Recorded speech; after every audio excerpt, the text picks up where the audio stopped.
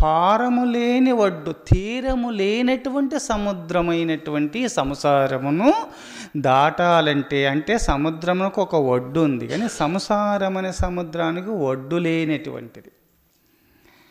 ఈ ఒడ్డు లేనటువంటి సంసార సముద్రాన్ని దాటాలంటే ఏమైనా అవకాశం ఉన్నదా, ఏమైనా మార్గము ఉన్నదా అని గురుదేవుణ్ణి శిష్యుడు ప్రశ్నించినాడు. ఇక్కడ గురుదేవ, సముద్రానికి ఒడ్డు ఉన్నది దాటడానికి, కానీ ఈ సంసారమైన సముద్రానికి ఒడ్డే లేదంటారు. అంటే సంసారం అంటే చింతలు గగనతలంలో ఉన్నటువంటి నక్షత్రాలను లెక్క పెట్టవచ్చును, భూరేణువులను లెక్క పెట్టవచ్చును. భూరేణువులనగా ఉదయం సూర్యోదయం అయినప్పుడు మన కిటికీల ద్వారా ఒక పొగగొట్టము ద్వారా చిన్నగా సూర్యుని యొక్క రశ్మి చోకగా